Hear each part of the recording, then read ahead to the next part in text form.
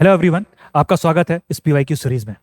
Once again I am back with discussion of previous year question from 1979 to 2025.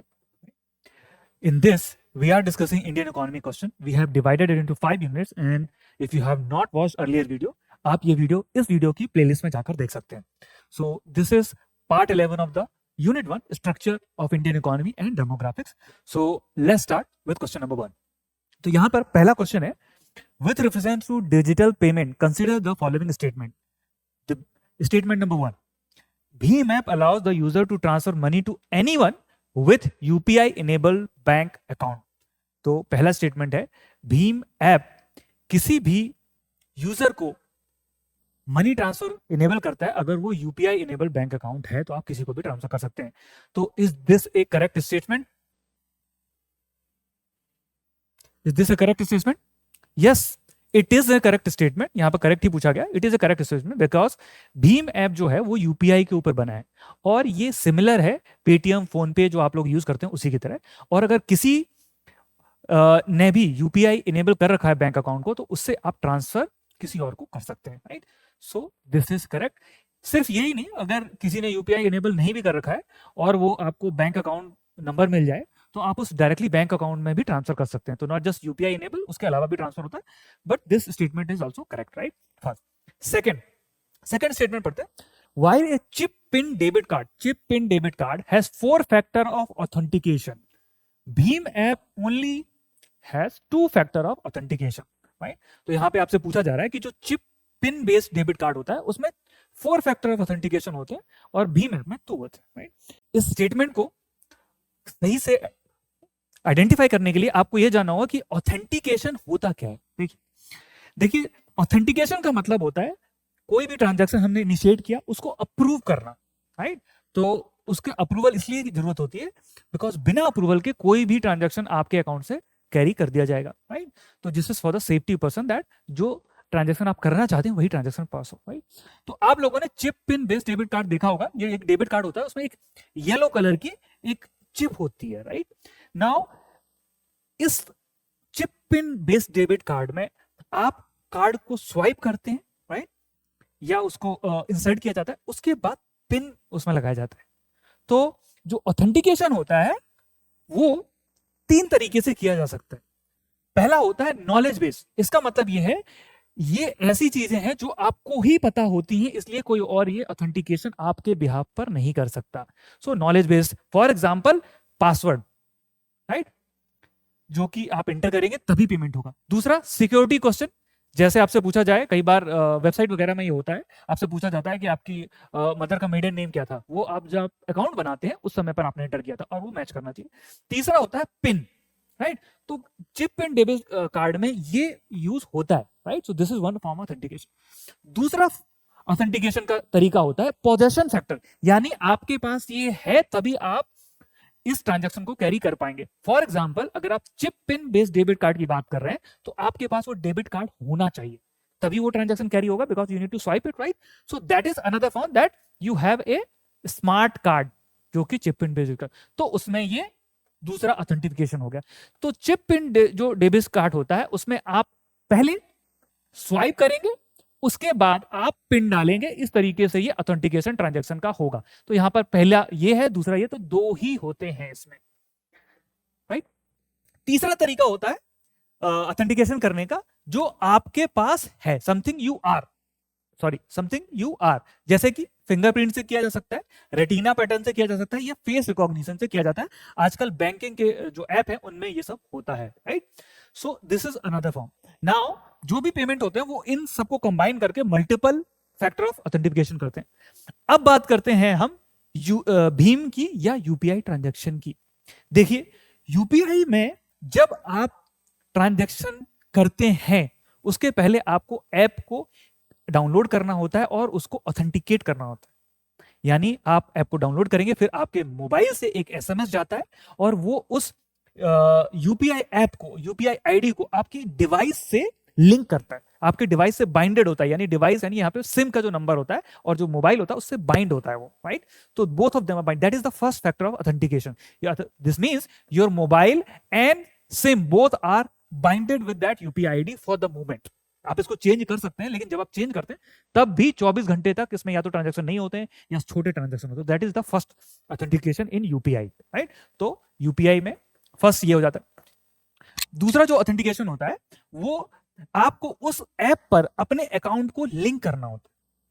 इसे जब आप पहली बार UPI से पेमेंट करना चाहेंगे डाउनलोड करने के बाद, you need to link your own account with the UPI app.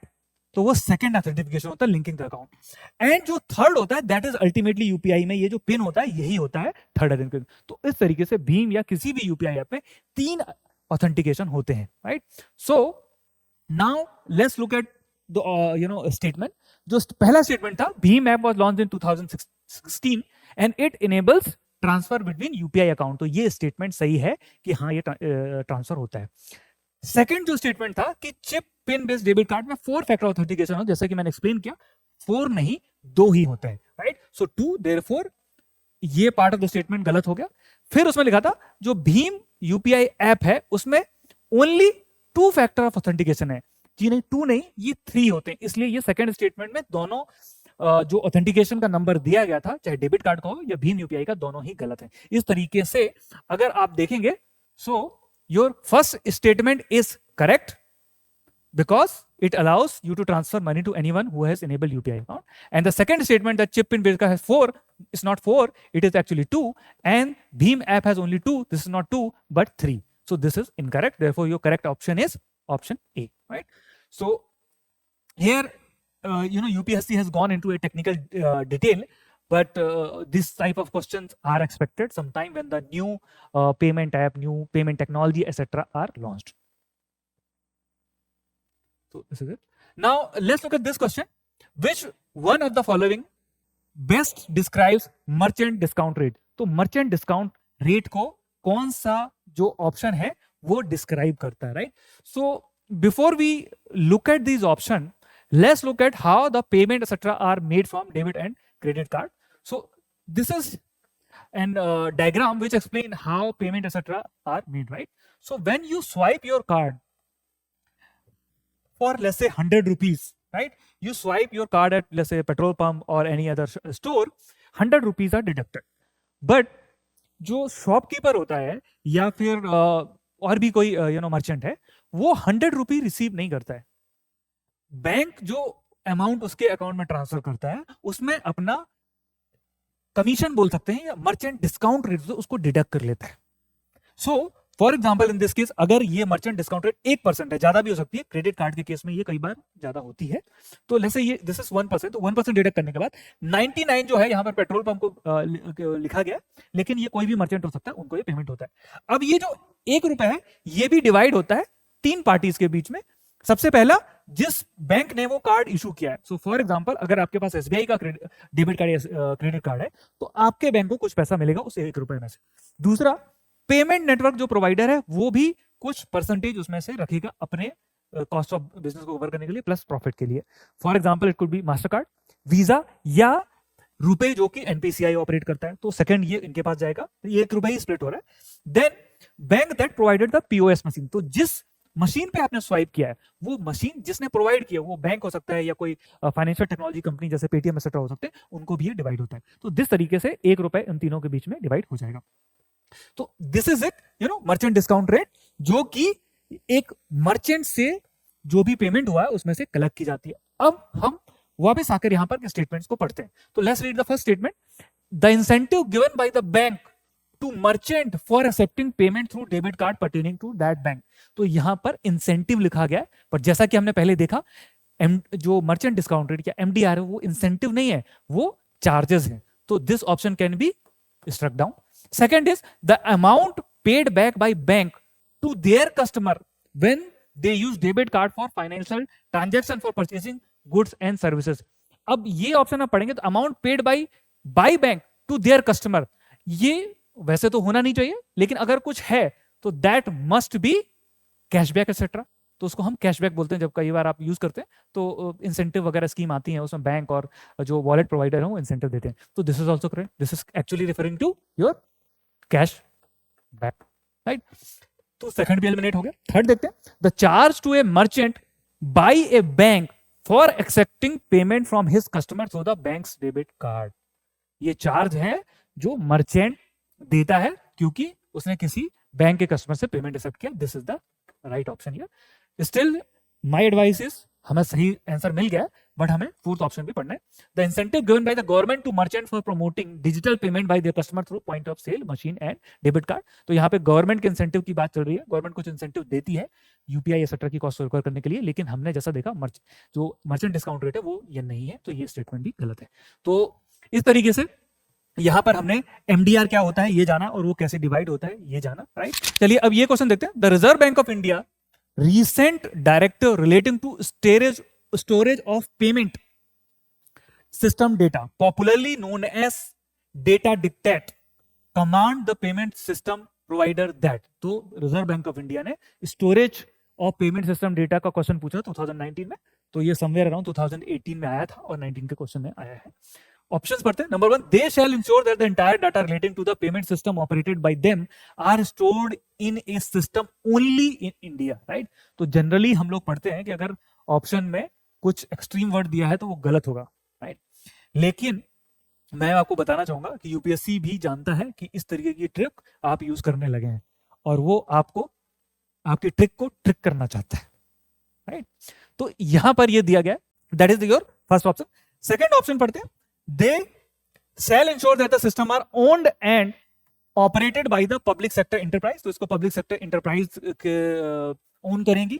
अब ये थोड़ा सा देखने में ही इलॉजिकल लग रहा है कि भाई पेमेंट सिस्टम प्रोवाइडर जो हैं उसमें हम कंपटीशन चाहते हैं, राइट। तो कंपटीशन चाहते हैं तो जो भी अच्छी सर्विस प्रोवाइड कर रहा है वो ऑन करे, वो ऑपरेट करे। हम क्यों चाहेंगे कि वो पब्लिक सेक्टर एंटरप्राइज ही ओन करे, right. That can not be, that does not seem logical actually, right। तो इसको हम जनरली एलिमिनेट कर सकते हैं। फर्स्ट स्टेटमेंट अभी बाकी है। Third, they shall submit the consolidated system audit report to the comptroller and auditor general of India by the end of calendar year, which of the following statements are given are correct, right। तो यहाँ पे पूछा गया correct कौन सा है। Now read this third question, right। तो ये बोला कि अपनी जो कंसोलिडेटेड सिस्टम की ऑडिट रिपोर्ट है वो कंट्रोलर ऑडिटर जनरल को सबमिट करो, राइट। अब आप नहीं भी ये जानते हैं तो मैं आपको यहां पर एक इंपॉर्टेंट प्रिंसिपल बताना चाहूंगा। देखिए, कोई भी रेगुलेटर जो होता है वो अपनी रेगुलेटेड एंटिटी को कि इस रेगुलेशन के स्पेस में किसी और रेगुलेटर को नहीं आने देता। जनरली एक एंटिटी जो है वो एक ही रेगुलेटर के अंदर ऑपरेट करती है और दूसरा रेगुलेटर उसको रेगुलेट नहीं करता है। तो उस हिसाब से अगर आप देखेंगे कि भाई जो ये टेक्निकल बात चल रही है कि storage of payment system data, right, data की बात चल रही है, तो वो सीएजी के पास क्यों आना चाहिए। और जब आरबीआई इनको रेगुलेट कर रहा है तो वो क्यों चाहेगा कि ये सीएजी के पास रेगुलेशन में जाए। तो इस तरीके से आप इसको रिजेक्ट कर सकते हैं। Now you are only left with statement 1 जहां पे लिखा है कि this shall be stored in India. तो अगर आपको नहीं पता था प्रॉब्ली आप इसको गलत मार्क कर देंगे, लेकिन उस समय ये न्यूज में था and this statement was actually correct, therefore your correct option was option A. अब चलिए ये गाइडलाइन क्या है उनको भी हम थोड़ा सा जान लेते हैं। So if you look at here, storage RBI storage for payment system data directive, इसमें मैंडेटरी इंडिया ओनली स्टोरेज। तो यहां पे बात की गई थी कि आपको ये जो डेटा है वो केवल इंडिया में ही स्टोर करना है। तो all payment system operator shall store complete payment related data exclusively only in India, right. तो यहां पर इसीलिए ये ओनली लिखा हुआ था, इसीलिए किया गया था because they are concern related to misuse of data privacy etcetera, इसलिए सारी जो पेमेंट कंपनी उनको बोला गया था। Then cross border processing rule, while payment transaction may be processed outside India, any data processed abroad must be deleted from overseas system, right. तो यहाँ से डिलीट होना है, right. This is also another extreme word. System brought back to India within 1 business day और 24 hour whichever is earlier. तो there are very stringent guideline, और जो थोड़ी एक्सट्रीम लग रही है वो यहाँ पर था। Third, universal applicability. It applies to all bank operating in India. RBI authorized payment system provider, all entity in the payment ecosystem, including intermediaries. इनको भी कवर किया, service provider, payment gateway and fintech company, तो सबको cover किया था। थोड़ी सी ये they do not leave any scope for anyone. तो थोड़ा सा हम जो यूपीएससी में ट्रिक्स यूज करते हैं कि एक्सट्रीम वर्ड गलत होते हैं, वो यहाँ पर फिट नहीं होते हैं। तो यहाँ पर क्या बोला है कि फोर्थ है compliance and audit requirement, payment operator must submit system audit report conducted by certain impaneled auditor right. तो सर्ट इनके इम्पैनल्ड ऑडिटर हैं वो करेंगे, सर्ट इन नहीं करेगा, कोई और रेगुलेटर नहीं करेगा, सर्ट इनके इम्पैनल्ड ऑडिटर करेंगे with the board approval and provide semi annual compliance certificate signed by the CEO from the April 21 onward. Now मैं चाहूंगा कि आप इस गाइडलाइन को पढ़ें, बिकॉज ये गाइडलाइन इफेक्टिव बोला तब गया था लेकिन कंप्लायंस अभी हुआ है।